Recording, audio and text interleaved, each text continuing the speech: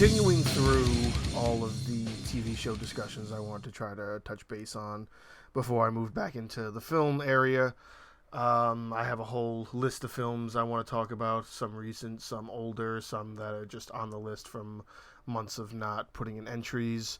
I still want to talk about all the films, but I also want to make time for all the TV shows I'm giving chances to as well, because they're taking up a lot more of my time than anything else, causing me to kind of, continue this backlog of entries I want to do. Now, there's one particular thing I want to talk about right now, Umbrella Academy Season 3.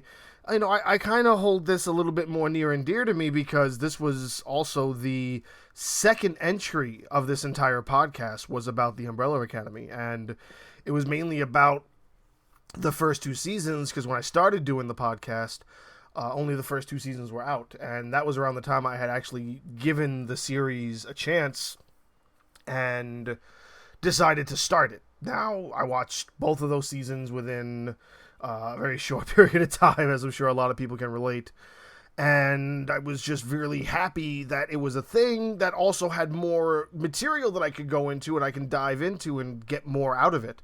So I started reading the Umbrella Academy comics, and everything I was able to find at that point in time, wasn't much. They didn't have many out there. I still don't know 100% if the creators, Gerard Way and Gabrielle, I can't remember the last name. I think it's something like simple. It's like Gabrielle Ha or Gabrielle Ba or something. But I don't believe there is much in the sense of what is out there for the Umbrella Academy as far as its main storyline. I think there's only 4 volumes that were all sort of released at the same time, maybe even 3 volumes, because I remember I read them really, really quickly, and I was like, wow, that's it. I would really like some more, and there just wasn't anything available right now, at that point in time. Right now, I don't know. Maybe they've done some more. Maybe he's pushed out another 6-piece volume. It's just interesting that for a comic to move into the TV area, to only have such few footsteps into the comic realm is just huge. As far as I know, there's barely 15 or 20 issues, which is a very short run comic, if it's still even in rotation. I don't believe it is. I think everything I found was between like 2006 and 2009, maybe. And that was it. He hadn't done anything since. And it's weird because this show was originally picked up and it was first, released in 2019. So you're talking almost 10 years later, these comics that he hadn't touched in years, they made a show about. Now, of course, there's a lot that the show dives away from when it comes to its original source material. Even if that's the case, it's still a fairly honest portrayal of just what is the main storyline, at least in the first 2 seasons of what's available in the comics. They're relatively true to what's there from what I recall. Now, knowing that, and knowing that we waited 2 years again for this season, of course, all the production stuff being delayed and everything we wanted was 2 or 3 years delayed, and we're finally getting more of the stuff we were waiting for, Umbrella Academy being one of them. And this season also being kind of highly anticipated for a guy like me who went through everything I could, and now it's in that area where there's nothing to compare it to. So as far as I know, this is just the pure writing of the creative team behind it at Netflix. This is strictly just them doing their thing, maybe with a little bit of kind of guidance from Gerald Way and Gabrielle, but maybe not. And if it is true that it's just them doing their thing with this story and taking it as far as they can, they're doing a great job. Season 3, for lack of a better term, is almost solid. It's almost a really well polished next chapter of the entire story of what we are getting from the Umbrella Academy series and in the lore and in the universe it's creating. Of course, There are some things that I did not like about this season. I'm sure a lot of people agree with me. A lot of people may not. That's fine, but understand where I'm coming from. It's just the idea that you're expecting maybe a little bit more.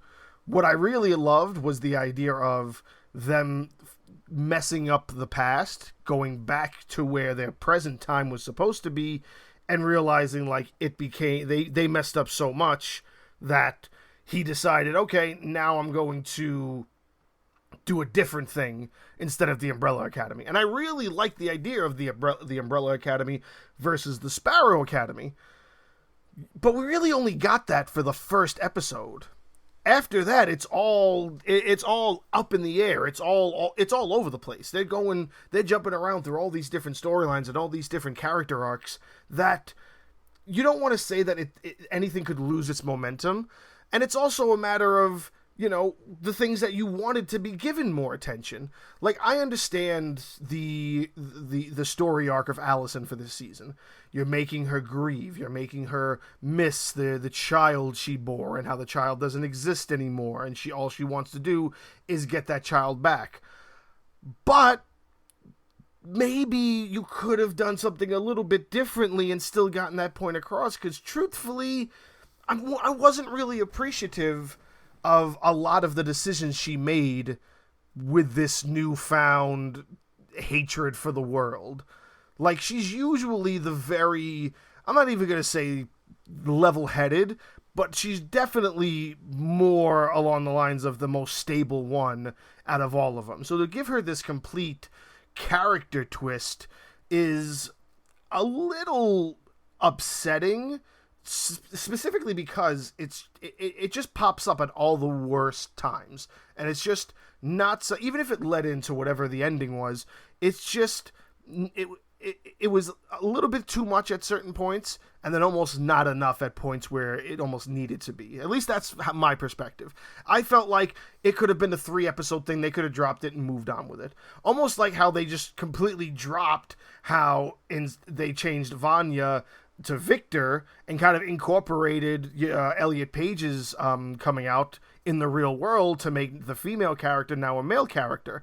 I loved how they kind of were just nonchalant about it while still addressing it and giving it that kind of, that spotlight for the short time it was there for. But you could have spent a little bit more time on that and less time on all the bullshit you gave Allison. That's my perspective. I feel like the whole Vanya to Victor thing could have been way more monumental in the season than anything. At least 90, no, not even 90, that's too much. At least 70% of the Allison thing would have been better to kind of leave alone and kind of focus more on the Elliot Page character arc, the Vanya Victor character arc. And I'm going to say this right off the bat. If anybody has a problem calling him Elliot Page, you can go fuck yourself, because there really is no problem with anything that it doesn't change his body of work. Everything he has done in the past is still tremendous, and anything he's going to do move forward is still going to be tremendous. He's a tremendous actor, and you should give him that respect and respect the decisions he's trying to make and respect the fact that the show is also respecting those decisions as well by allowing his character to be portrayed in the fashion that he wants to be done. And if you have a problem calling him Elliot Page, you're just a fucking moron that's deciding that there's something you want to be upset about, and you're upset about the wrong fucking things. Here I am talking upset about character story arcs, and you're upset about him being a person and an actual human being. So really reevaluate yourselves, but I digress. Let's keep talking about Umbrella Academy. Now, putting aside the Allison stuff and focusing for a second on also the Victor stuff, there was that very second episode where you really saw that Victor was starting to kind of, before he changed to Victor, it was Vanya, and it has that meeting with the leader of the Sparrow Academy, and they're talking to each other, and she's like, I can literally embarrass you in front of all these people who love you. Now, I thought they were going to take that and run with it. Like, oh shit, they're going to be way more substantial, and they're going to play such a bigger role, and they're really going to hone in on who they are, how powerful they are. And then she does the switch from Vanya to then Victor, and then he just becomes this this character who's goes back to just whining again. Like, how did you make them so strong in that second episode to just totally shit on them for the rest of the season and not give them the limelight they deserve? Like, that they had stepped up to the plate and said that, yeah, if nobody else is going to put you in your place, then let it be me. I am the most powerful one. And granted, you could say that maybe he's still trying to find himself and find out what his powers actually mean and how he can control it better. But he controlled it very well in that scene. So are you basically saying that that one scene is just written for that one segment and maybe he was just bluffing and he really isn't that confident in himself? I don't know. I feel like that's poor writing on the character of Victor, who's a tremendous character and basically the focal point of the entire series, because it's mainly them that is the cause of everything that's happening. And it's just upsetting to think that that was a missed opportunity on Victor's part. Now, every other character has all these different story arcs where Luther has a love interest in the Sparrow Academy, and it's like a Romeo and Juliet thing, and it's like, okay, if that's what they're going to make him do, that's what they'll make him do. And then you have Klaus's thing where all he wants to do is find out what happened to his parents. Seems a little poorly written, but maybe that just makes sense to Klaus and trying to get him to do this whole thing. Like, it's just all this unnecessary storytelling to set up plot devices for what's going to happen in the later episodes, which sometimes they're good and sometimes it's just like, Klaus could have been doing so much better. Like you ended the second season with them really being able to be a team and be powerful human beings who are capable of so many other things. And the only one walking around with any fucking confidence is still Five. Five is the only one exuberating confidence, even though he's stuck at a point where he's just like, you know what? I don't know what else to do. The world's going to end. But that's just exactly how he's been. He's always been this sort of half-driven, half-not caring about shit character, and he's the only one that stays true to that. Everybody else is kind of like, they're keeping them true to who they were in the first season, but it doesn't allow for growth. All of Five's growth has come from us learning what his past was like since he's been gone, and how he's stuck in this body of a 14-year-old boy, and still being a 14-year-old boy, and having better brains, better management of the team than any of the other characters. So Five being true to his character is essentially still growth, because he's just watching everybody else and trying to manage everybody else and be a better leader, essentially, than Luther, even though Luther is technically number one. And Luther's whole love interest, don't get me wrong, it was fun. It was nice to see something like that, because it's almost like you expect it. When there's two teams that are fighting against each other, it's 99% certain that one of them is going to find a love interest in the other one. It's a very basic storytelling idea that you could utilize. You could have left it alone, but you decided to really run with it, and it's okay. It makes perfect sense. What is it going to mean leading into season 4? I don't know. I don't even know if there is going to be a season 4. I haven't heard anything about what the possibilities are for season 4. The other seasons were all renewed, like, right there off the bat. So from what I'm hearing, it's already been out for a while. I believe it premiered back in June, end of June. I mean, let's do a quick search, why don't we? I got a computer right in front of me. The Umbrella Academy season 4. Everything we know. Has Umbrella Academy been renewed for season 4? Unfortunately, fans buzzing with theories of how the show may reinvent itself again. Let's see. Interview with People opens in a new tab. Diego Cansanada said that he's also excited to explore some new dynamics in season 4, including the Umbrellas losing their powers. I mean, of course, again, this has already been out for a while. I don't mind spoiling it. How does it end? They sort of win, but then they all sort of lose their powers, which is like, you appreciate that, but then you also got to sit there and think, Five lost his powers, but he was still 14 years old. Is that because he's stuck at that age? Or does the powers not really connect to him being stuck at that age? And then why isn't he grown up and what his actual age is? I don't know, but I still don't see anything in this article telling us 100% if a season 4 has been greenlit or not. So we haven't been picked up. I have my fingers crossed. Here we go. Steve Blackman, who is one of the presenters or creators one of the creative team members, but I know what season 4 is in my head. I've already sort of worked out the beginning, middle, and end of it. When I started this thing, I sort of knew 4 seasons of the show. I have nothing past that in my brain, but I've sort of kept to a trajectory, so I have a really good sense of what season 4 would be, and it should be just as bonkers as the other seasons. What a challenge these superheroes, this family has being powerless. Interesting. So, he wants there to be one.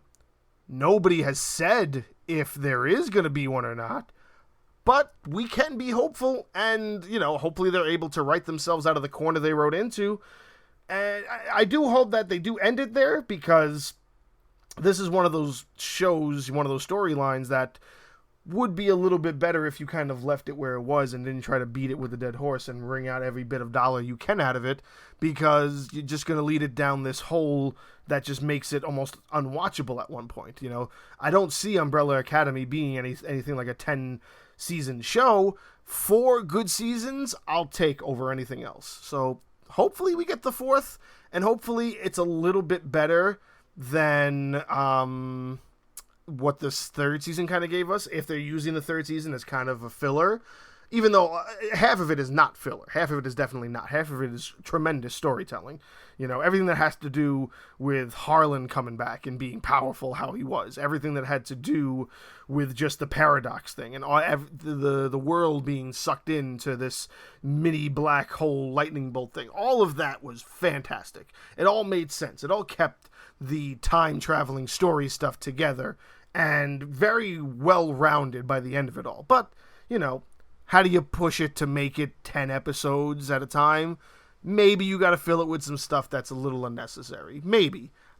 But, again, this is just my opinion, and there's probably a lot of people out there that could agree with me, a lot of people that think it's worse, and a lot of people that probably think it's a lot better than I'm giving it credit for, and I'm not saying that it's not still worth every bit as a whole. Like, all 3 seasons so far are fantastic and worth sitting through altogether, but we're going into this area where, again, it's now in a creative team's hand and not necessarily have a lot of source material to work off of. And that's what kind of makes the first 2 seasons stand out from this 3rd season. It's when you have the source material. A good example is, what a lot of people don't know, is the first Jurassic Park trilogy. Jurassic Park, The Lost World Jurassic Park, and Jurassic Park 3. Only the first 2, if I remember correctly, only the first 2 are actual novels written by Michael Crichton. The 3rd one is a complete just movie script. And if you watch and pay attention to that movie, there's no real storytelling. It's just a pure 90-minute chase scene. That's all it is. It's just people being chased by dinosaurs for 90 minutes. There's no compelling story whatsoever, and that's why it bombed harder than anything in the series so far. Harder than anything in Jurassic World thus far. Even though a lot of people hated Fallen Kingdom, I still say 3 is the worst of the whole series. Because 3 has no source material and it has no good writing. All it is them cashing in on Jurassic Park and saying, oh, they'll just come and watch it because they're Jurassic Park. Let's just make it where they're being chased by dinosaurs on the island. Like, it just doesn't make any sense. And that's why this is kind of in the same ballpark, because the first 2 are solid storytelling TV shows. They're 2 great seasons back to back. And this 3rd one misses the mark a little bit because it has no source material. So it's just them writing as best as they can. And we all know that when there is no source material, season into Game of Thrones, it can be a disaster. Was this a disaster? It's definitely not season 8 of Game of Thrones, but it definitely ate season 1 and 2 of the Umbrella Academy, I can tell you that.